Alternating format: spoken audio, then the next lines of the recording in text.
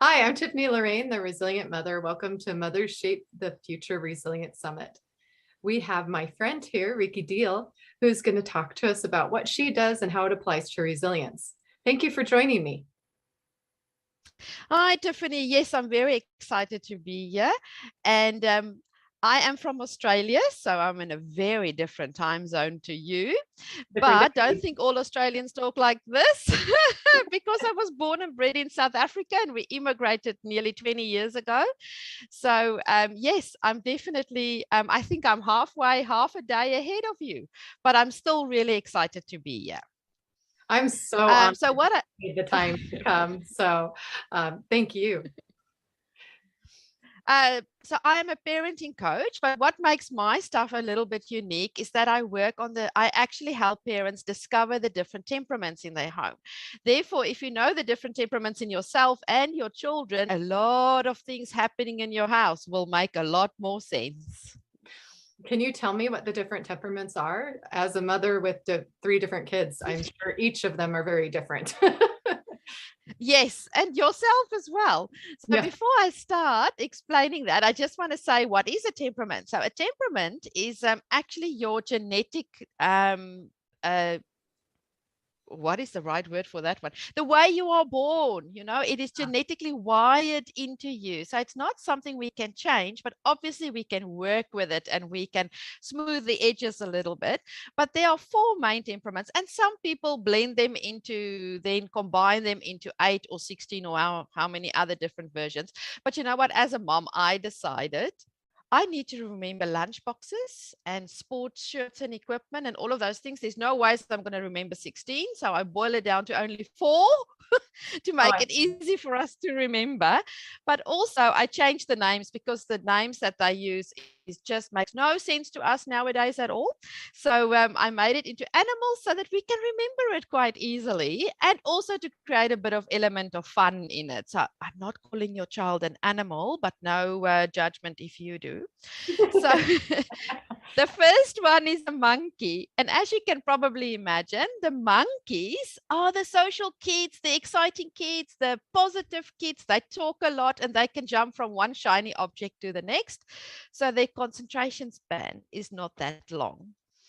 The next one we have is a lion. So, as you can probably tell, they are the strong willed children with sometimes a few of the anger management issues. So, the beautiful temper tantrums that we always see in the lolly aisle in your supermarket, it's most probably that there's the lion coming out there. But they are also great at visionaries and project managers, and they always have a goal and something that they would love to do, and it's just very, very natural for them. The next one we have is a meerkat. Do you know what's a meerkat? It's a South African little animal that's very popular nowadays, especially in Australia. But they're very curious and very check always if there's danger, and they always check where's the eagle coming for them. But uh, these kitties are actually, or people are very organized. They want predictability. They need to know what's coming. I have a meerkat in my house, my one daughter, and she will always ask me, what's for dinner? And tomorrow? And the day after? And the day after? And don't you dare deviate from whatever you said. She wants to know exactly what's going on. I'm sure we all know a lot of those people, but they are also extremely hard workers and they will do it exactly to the letter you ask them to do it. So I'm sure you can already pinpoint some of your kiddies who are like that. And then the last one is my favorite Australian animal, and that's the koala. And as you can well imagine, they are the slower, peaceful kids who don't always cause any ripples, and they just want life to be calm, but they're very good at connecting with people. Family is very important to them. People are very important to them, and not necessarily big ambitions and big projects and big goals. And those are very, very, very quick summary of the four temperaments. Well, I have to say, listening to that, I think I'm a monkey. This one's a monkey. My older one at home is a lion. And my younger one is a koala for sure. And that's really helpful for me to like distinguish that we're different. Wow. Same So in your other ways. oldest daughter is a lion. Oh, yeah. Yeah. Is she a second parent? Yeah. Well, yes, she's a helper that Yeah, way. there Yeah. you go. It's That's, very, very common if the eldest child is a lion and it's a girl that they will often more see themselves as part of the parenting team than the kids. oh, yeah. Isn't it Yeah. interesting? I have to remind her, you're the kid. You're the kid. Go be a kid. Yes. That's a mom problem. Go be a kid. You'll get to be a mom someday. It's okay. So, yeah. We spoke 3 minutes and I already identified something in your family. Is it interesting? Oh, it's fascinating. Now, with each of those temperaments, how does resilience apply? Is there a weakness and a strength to be aware of? What would help each of those personalities, whether you're the parent, parenting, or you're the child that a parent could be sensitive to? Oh, that is a brilliant question because a lot of moms come to me when they start working with me is because the child has a problem. You know, we have this issue with a child, and then we go through the temperaments with the children, and each temperament has a weakness and a strength, or a few weaknesses and a few strengths. Some people don't like the word weakness, and then I have to use the word developmental areas when I work with those people. But so whatever works for you. But a lot of the time I then work with a mom and I go like, what is your temperament and your strength and your weakness? And afterwards, they often say, I got more out of that. Because, for instance, if we go back, the monkeys are often the moms who are not very organized. They parent by at the wing, you know, winging it and all of those things. And it's great, but they are the fun parents. There's always fun to do and all of those things. But if you have, for instance, a meerkat child who needs that predictability, who needs that routine, who needs to know what's coming, they will get very nervous. Will mom remember to pick me up from school? Oh, yeah, I've What? gotten that one. That's funny. Will mom remember to put my library bag in on the right day? You know, so What's even for though you're a dinner? great What's for mom, dinner? What's for dinner? that's not what your child needs. So obviously we have to provide for this child as much predictability as we can, but because that's also a weakness, is that they do fall apart if there's a change. They really struggle to cope with change. So that's something that we have to learn for our kiddies, that, or we have to teach them, is that yeah, life is sometimes unpredictable. So let's see how much we can control it. But if we can't, then obviously we have to work with that. But now let's flick these two around. Now, if this is the parent, Plan, and this, plan. And the, yeah. can Oh, you see?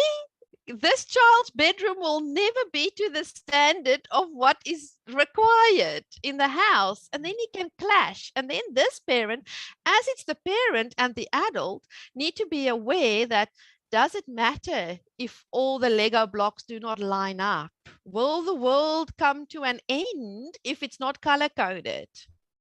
yes. Can I give my child some slack and go like, at least all the Legos are in the box. Great, well done. Can you already see? And I mean, I'm not even talking about these parents. This is me. This is me. And I had to learn to smooth the edges. I must actually make the edges round on this one to go like, I had to learn to calm down and, you know, not be as grumpy and allow my child to not be in goal inspired as me. It's okay if they just want to lie down and read a book. It's okay. So that's, and I think that's the resilience. The resilience of this whole thing is to be aware of what your strengths and weaknesses are, but also of your child, so that you can make sure that you provide for the kids what they need in their temperament, because we want them in the end to feel connected, to feel loved, to feel valued in our home. Isn't that what it's all about? A child needs to feel safe in their own home.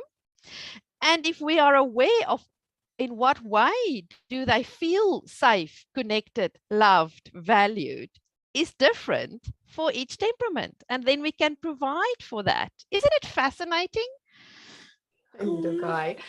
I think it's great because one, you're saying the parents come and want to say the child's the problem, when often it's not. It's just a personality thing. And if you're aware of the personality, you can learn how to work together. Like the child that always needs a plan, maybe plans change. Well, maybe they need a plan for when they feel uncomfortable or they feel unsure. Yes. And then at least they have something to turn to and they're not just sitting there. So there's a solution that I wouldn't have thought of before without knowing these temperaments.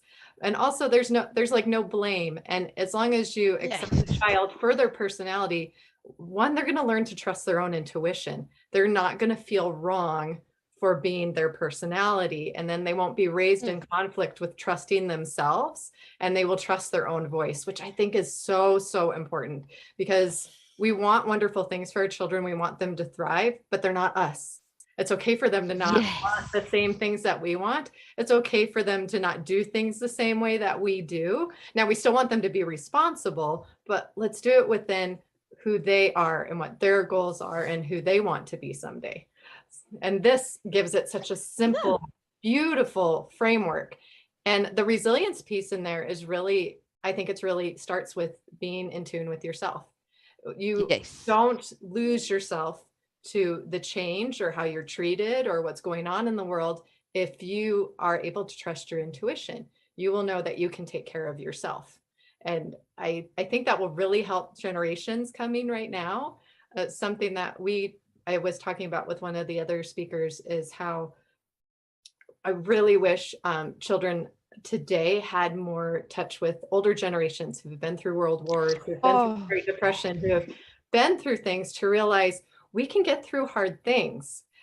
We aren't victims of what's going on in the world today. Maybe your personality is just more sensitive to what's going on in the world today, or maybe your personality wants to be in control of things that are no longer something you can control today.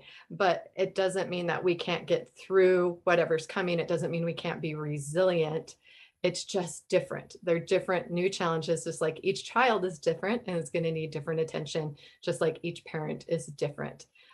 oh So yeah. how would you apply that to what I just said? I feel like I'm rambling a little The bit here. one thing I actually just want to clarify then what you said that I really love about what you said is, but it's also define hard, hard times.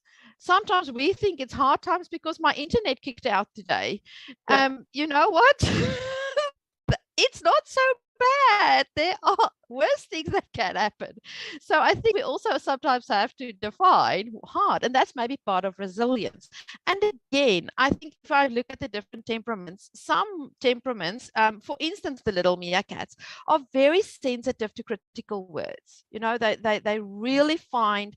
So, for instance, resilient, we were talking about that just now, is meerkats actually see their work as an extension of themselves. So if they bring you a drawing and you criticize the drawing, they feel personally criticized.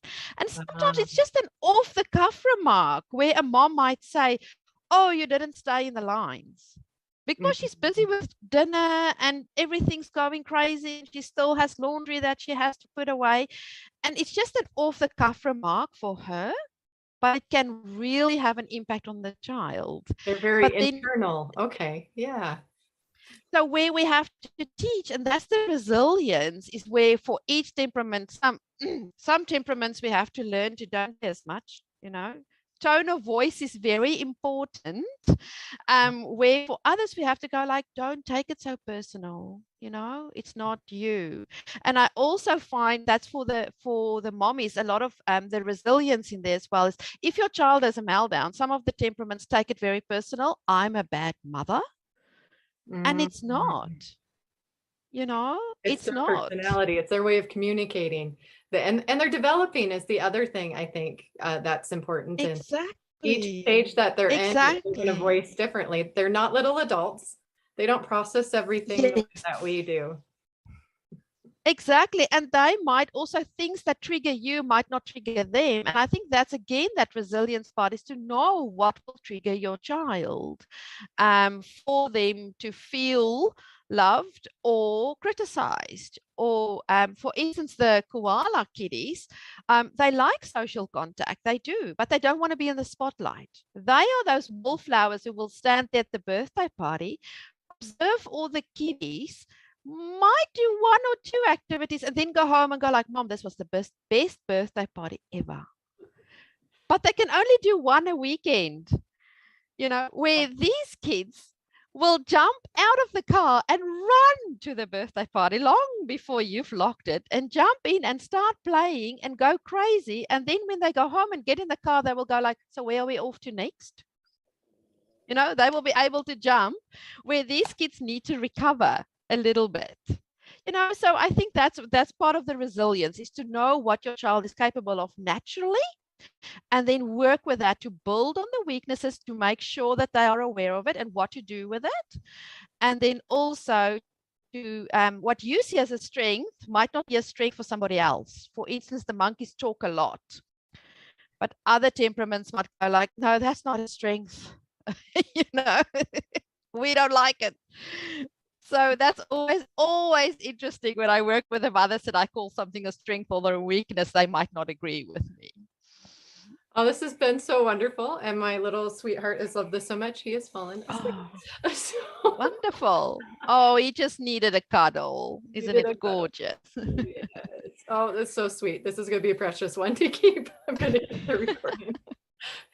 Would you like to share what you have to offer our audience today? Yes. So just because of the fun element and the tongue-in-cheek, and to remind parents to enjoy their children, and the elements, the temperaments and the animals, my business name is Tame Your Zoo. Love it. So that we can all just remember to enjoy our parenting journey. So if you go to Tame Your Zoo, what I'm offering everybody on this one, I'm sure we can probably put the code in with a link as well. But I think it's RS2022. So if you use that, so it's for Resilient Summit 2022, so it's RS2022, then you can actually get, I have a small, very short introduction pre-recorded video series, which is 6 video clips under an hour in total, where I actually discuss each temperament in about 10 minutes and what you have to know about them, just to start having this awareness. Of course, you can't do a whole temperament because we're also unique and special in 10 minutes flat, but as you know, that awareness and that introduction is already a very big advantage in your home for yourself and for your kids. Well, you've already helped me, and I've only met with you twice, and I'm like, oh, that makes sense with that kid. Oh, that makes sense with that kid. Oh, I need to do that differently. And I've only had this little introduction with you, so I can see how powerful this is. And I love how simple it is. And for resilience, I feel like what it gives is awareness, and it gives options, and it gives collaboration, and a sense of you are okay just as you are. Trust that. Trust yourself. Yes. Trust yourself as a parent. Trust what you know you need for your child, and just be maybe a little more sensitive to it if they're not the same personality as you, or if they are the same personality as you.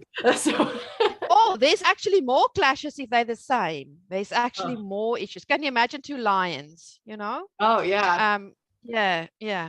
But I just want to say, if you sign up with this code, then that course will actually be totally free, as my gift of feeling honored and blessed to be a part of this group.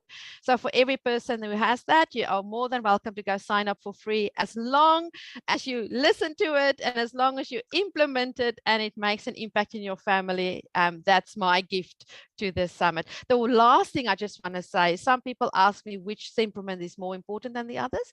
None. We need all these people in the world to make the world balanced, because I'm a lion, and I married a koala meerkat combo, and he calms me down, and I kick a little bit of life into him when needed. So we work it out. So we need everybody, and I think that's the beauty of it. No matter what the temperament of your child or yourself is, you are wanted and needed and valued in our world today. Well, it looks like we're counting down a little bit. We have a little bit more time. Do you have a story that you could share that helped a parent or a child be more resilient through your temperaments? Okay, how long do I have? 5 minutes. Right. Okay, yes, I have one. I will actually tell you one of our own stories. Like I said, I'm a little bit of a lion. My husband is Koala is actually meerkat when he's at work. He's very organized, but in public with other people, he has more koala tendencies. Anyway, so our first girl was about 5 years old. We could figure out her temperament a little bit, but we were not sure because, I mean, as they grow and develop, you also discover certain things. Anyway, she was invited to a birthday party. And for some other reason, I couldn't go. I couldn't take her. She was 5 years old. And my koala husband had to take her, which was already causing a lot of anxiety for him. And but the birthday party was rock star. And so the mom, very nice, she cut out cardboard boxes in the shape of electric guitars. All the kiddies had to decorate it. Fun. And then she had a coffee table and a karaoke machine. So the kids have to stand on the table and now play on the electric guitars, you know, the whole shebang. Okay. All the kids would stand on the coffee table in a little group trying to hide behind each other and do. Mine were pushing those kids off the table, and she would grab her electric guitar and she would play like crazy, because we then discovered her temperament. And Yep. all the other parents were laughing and screaming, and they were so excited. They took out all their mobile phones and recorded it. I asked my husband afterwards, what happened? Where's the recording? No, he was hiding outside in the shed, claiming that this is not his child. When they came back home, her eyes were like shiny, and she goes like, Mom, this was a great birthday party. My koala had to lie down for the afternoon on the bed and go like but it was just typical temperaments. And some people wouldn't understand what happened. They'd be like, I'm confused. She said it's awesome. You're taking a nap. But because you know the temperaments, you're able to go, oh, that's what happened. That's what you need, and that's what you, okay. Yes, and it made sense. A lot of different reactions, even in my own household too. This is making so much sense to me. And then the mom decided something needs to be done, goal orientated. So I enrolled the monkey in drama school, and she was brilliant. Of course. Can you have two personalities that are very opposite in the same person? Can you have a monkey lion combo? And how does that work? Just out of curiosity. Yes. It does work, but it might also, it's in different, so because we're all unique, it will be different for the monkey. She might show monkey temperament at school, and she might show the lion temperament at home, you know, or something like that. Okay. Or it's in anger and conflict, you might have the one, but in school work and homework, they might have the other one. So yes, you do have a lot of combo. We're all a combination of all four. It's just which one is dominant. You know, and so we all have tendencies of all four a little bit, and it's a percentage combo of what you are. So like I said, my husband was the combo of the meerkat and the koala. But because I know it, we only do one social event on a weekend, because I'm a lion monkey combo. So I'm okay with people coming, but he can't cope. And now we know. Full monkey. We can't do full monkey. Well, that makes a lot of sense. I feel like I'm a lion with work, and then on the weekends I want to be monkey and completely spontaneous, or in my social life I want to be spontaneous. So that makes sense. So nobody's wrong. You're just some combo, and you have one that's dominant, and that's fine. So that's beautiful to know that we're all a little piece of those, but we do have a dominant one. And I think if you have a child or maybe a parent that's having issues, maybe they're not being true to their temperament. Yes. And you should encourage them to be true to it, because it should be whatever brings light in their eyes and brings joy to them, right? Yes, definitely. But I think also now you can actually slot in your mother-in-law, your friends, your colleagues, everybody else, you know, how far do you want to go with this thing? Well, I was going to do a dance farewell party for you, but my little guy fell asleep in my lap. So this all worked out. Okay, so we'll just do a quick one. Yeah. So yeah, quick little no music because I can't turn it on. I'm gonna wake him up. So I'll do my little finger dance. There we go. Little finger dance. Yeah, you see, that's the monkey in you coming Oh out. yeah. Oh That's yeah. the monkey. I am monkey. Oh, monkey right now. Oh man, this is wonderful. Thank you so much. And And thank you for inviting me. yeah, my pleasure. And I'll make sure that we have you on again sometime because it seems like there's more to this that I want to learn. So thank you so much. All good. Bye.